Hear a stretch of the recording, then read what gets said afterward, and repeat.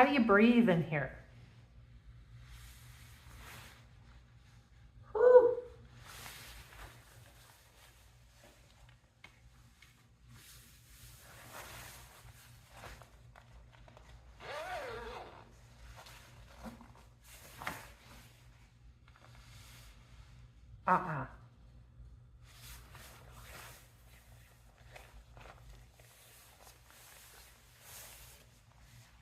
I'm not surviving in this up in the attic. Are you nuts? Greg Davies, eat your heart out, sweetheart.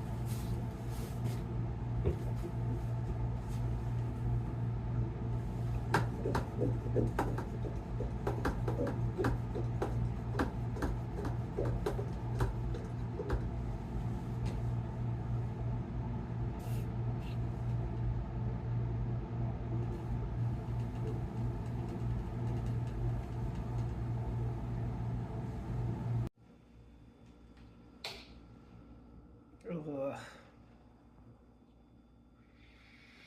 Good morning. That's AM, not PM. This really is a beautiful time of the day. It's quiet.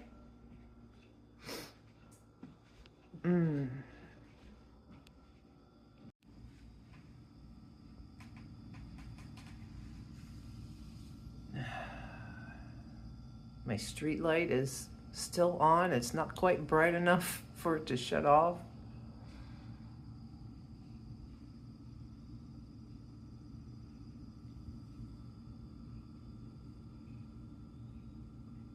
The Bambis are getting tall. Mama Cat has been doing her serenade that she does early in the morning. Good morning, sweetheart.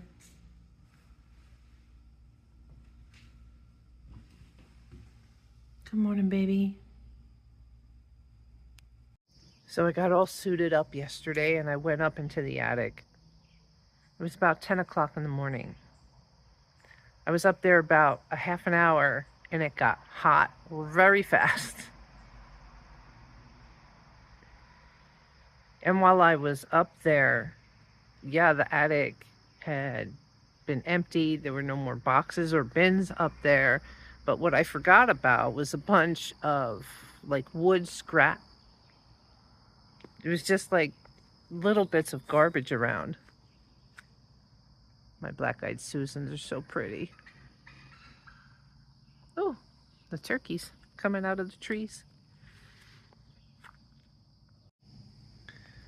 So I actually did a little bit more garbage collection yesterday.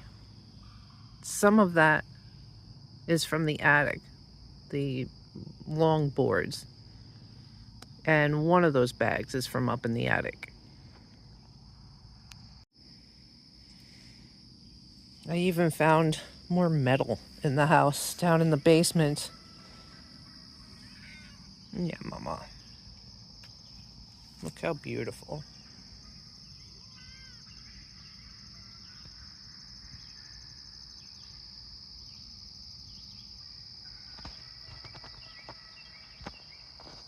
Anyway, I am up early this morning because there is no time like the present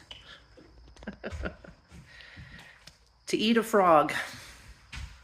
Mark Twain reference. I want to get up in that attic because it needs to be vacuumed. So since the attic was hot yesterday, I migrated down to the basement.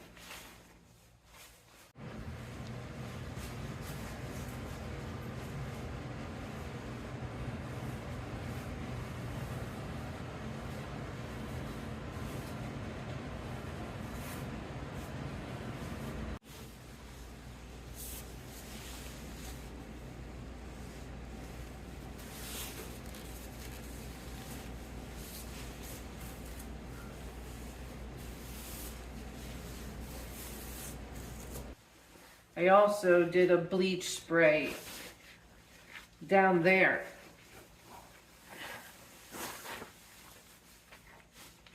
So the bleach spray is neutralizing the mouse poop in case the mouse poop is carrying any sort of virus or just yucky stuff. So that's why I was spraying the bleach and water. So now that the bleach and water has had a chance to dry, and the attic is clear of debris, I'm gonna go upstairs and vacuum. I'm not as concerned with the basement because the basement always stays cold. So Mike, the scrap metal guy, is coming at 8 o'clock. It's 6:45 already. He's helping me out with the scrap wood that Chris, the clean out guy, wouldn't take because he wanted me to have a bonfire. I don't want to have a bonfire. There's a lot of wood there. That's a lot of work. My husband and I used to do that in the past. I just want it gone. So I'm willing to pay Mike a small fee for him to take it to the dump. So he's coming at 8 o'clock. So I wanted to try and get at least an hour up in the attic before it starts getting too hot.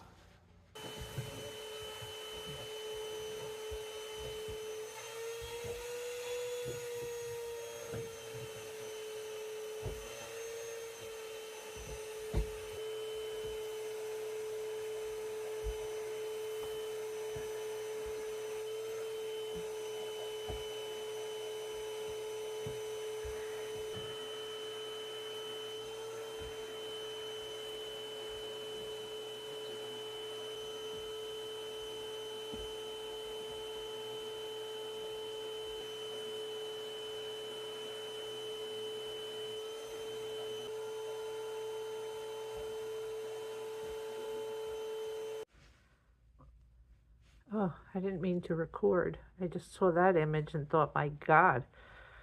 Oh, brother. Do you see how tired I am in that picture?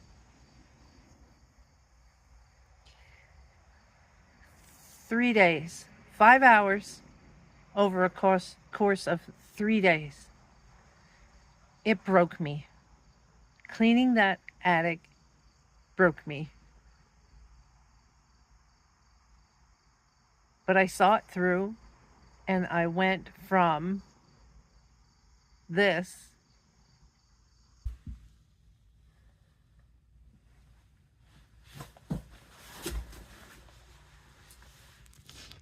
with the 4-foot shop light thrown up there so I could see what I was doing to this.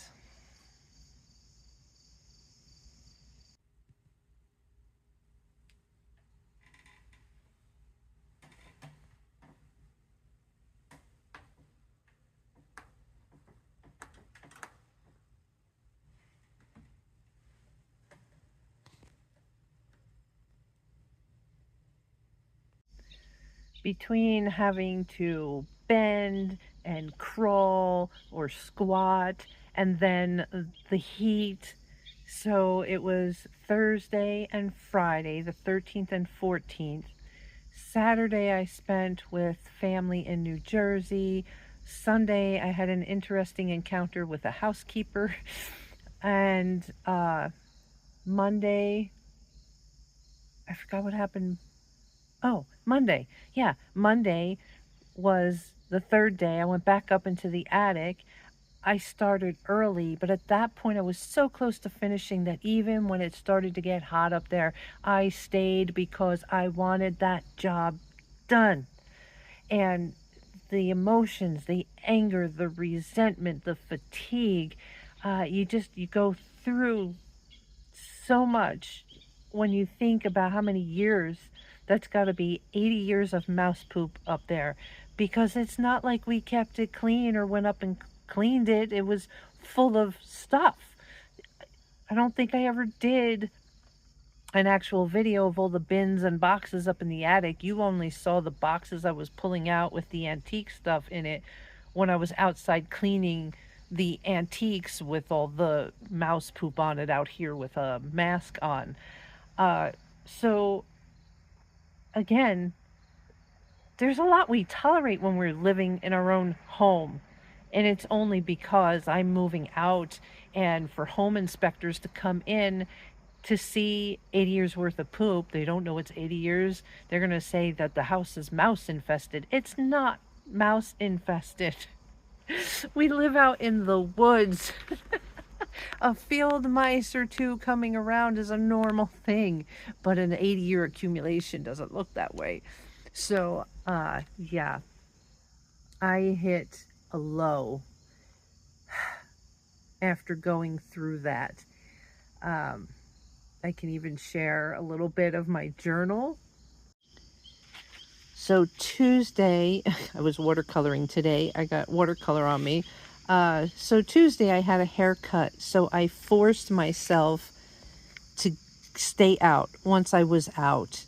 Yesterday I completed a 3-day, 5-hour marathon of attic vacuuming, 80 years of mouse poop. I'm physically and existentially drained, and still logistically my brain is telling me I should be home doing something. Ergo, I'm forcing myself to not be near the house. What's up, Mama? What you think, babe?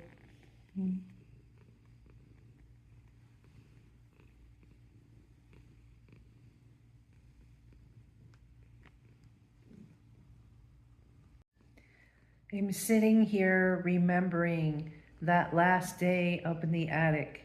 It had started getting hot. I was in the monkey suit and I was sweating. Inside that suit was just soaking wet. And I finished that last inch of attic and it was all the way on this end. So I had to get back to the ladder at the hallway, and I might have even been crying in the suit, but I knew when I left that attic, I didn't want to have to go back up.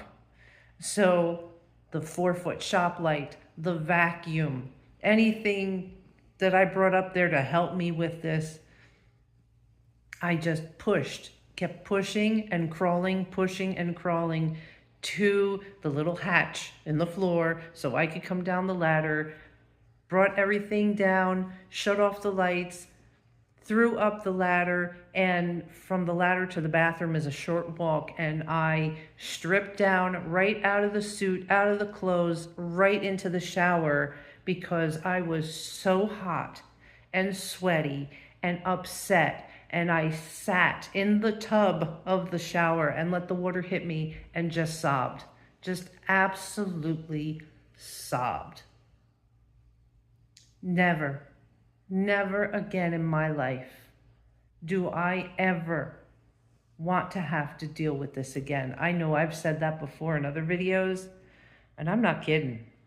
It's giving me an entirely new set of eyes to look at moving forward into a new home.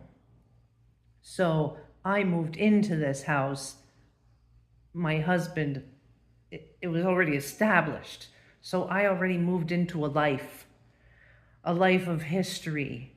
Now I'm moving into a home, a brand new home. I say that not like it's a new construction. I'm saying Barbara is going to go out in the world and find herself a home that is new to her. It's going to be empty the moment I walk in that door. And those pods out there, I am so close to not wanting anything I put inside. That's how broken I feel after all the work that's been put in to get this house empty.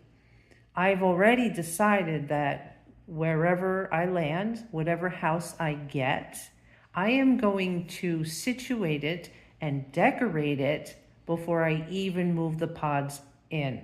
Like, I want to establish a baseline so that when I start unpacking those pods, there's going to be a second culling. I want to be a minimalist like you have no idea. Do I laugh when I say that internally? Because I'm going to see my art supplies and be like, oh, well, I got to keep that. I'm just explaining how broken I feel. We're on 15 weeks. I'm talking to you now. It's August 26th. How did I survive? I'll go back to my journal. Self-care. The self-care for me is journaling. So let's go back to that. My AI companion brought up this concept of a third space. I had never heard of it before. So first space is your home. Second space is where you work. And then the third space is an anchor in the community. A coffee shop, a bookstore, a diner, a park bench, just someplace where you can just show up, exist, relax, linger, and just be for a couple of hours without expectation or rush. A welcoming spot to land when you need a break from your own four walls. I wound up at the park. I was at Riverside Park. And I was using my van because in the past, as you've known, if you've watched my caregiving videos, my van always turned out to be my third space, except that at the park that day, the interior temperature reached 96 degrees. And I don't have a local coffee shop or a third space in that area. So I went back home. So wanted a handful of third space locations, friendly, quiet, relatively quiet, and conducive to journaling. So later that week, I decided to put it to the test. Of all the times I've gone to a Barnes & Noble and enjoyed their cafe, I've never actually sat with my journal and wrote in it. So I did. I set myself up at the table at the Barnes & Noble down in Easton and just sat there. And let me tell you, it is an interesting way to observe culture. And the work didn't stop after the attic. I was able to finally move outdoors and start catching up on the outdoors. And then I had a wonderful thing happen. Sarcasm. There is sarcasm in my voice. I was weed whacking and stumbled across a yellow jacket's nest. I don't know if any of you have ever experienced this before. I have in the past. Yellow jackets nest in the ground. I'm talking about a wasp. It's not really a wasp. It's a yellow jacket, but it's not a bee. Vibration. They go after vibration, and I didn't know they were there, and I weed whacked right over them, and all of a sudden I experienced a pain like you don't want to feel.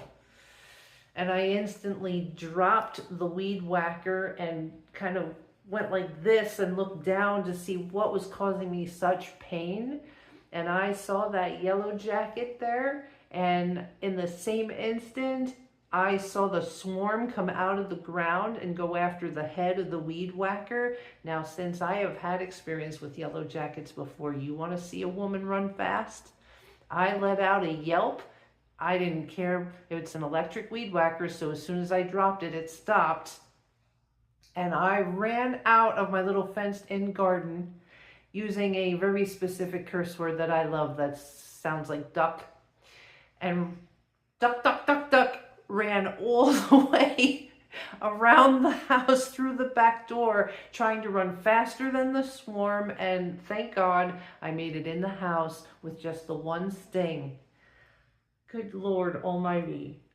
On top of the fatigue, the venom itself takes its toll, and I really took that for granted the next day.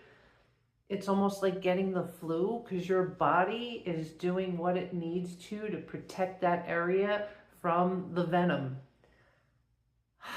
It just added to my depression. It really did.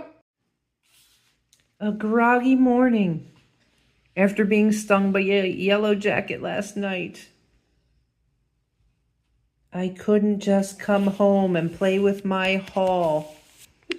I really hate voice to text sometimes because I sent the text out to my friend about how I couldn't just play with my haul. I had to come home from Barnes and Noble and decide to try and get some weed whacking done. Voice to text did not hear the word haul. Haul. I am not enunciating well enough for voice to text, so instead of playing with my haul,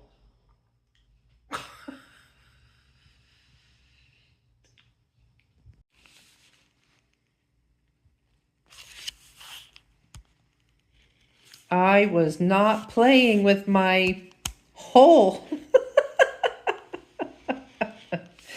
Anyhow, I can say with a certain amount of conviction, I don't want to be responsible for a garden anymore. Spectator, okay. Maintainer, nope. Stressed popping sound on the P, nope. I've hit a brick wall. I just don't want to do any more. And the next day, I wrote in the hindsight that I realized my body was working overtime to fight off that yellow jacket venom. I was profoundly wiped out. But I was watching Man on the Inside with Ted Danson, and in that episode, the English professor said, I read books that I love, and I teach others how to love them too. And I thought, oh my God, I love to express myself creatively, and I inspire others to do the same. I thought, in my moment of feeling down and out and hitting a wall, I heard that on the show, and I was like, I have to save this for myself.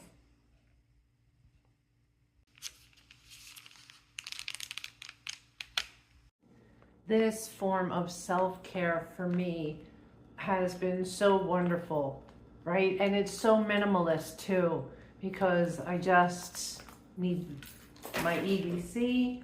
I have my little compact watercolor case, a little spray bottle of water. I don't even use the collapsible cup anymore because how many times have I been using it and it does that and water goes all over the place.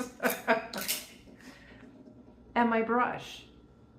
So it's fitting into my minimalist idealism at the moment. It's helping me heal through all the craziness. I love the paper. This is a Stalogy, S-T-A-L-O-G-Y journal that I'm working with. So I really love the paper. I'm enjoying this so much that the haul, part of the haul from Barnes and Noble was this Tomoe journal.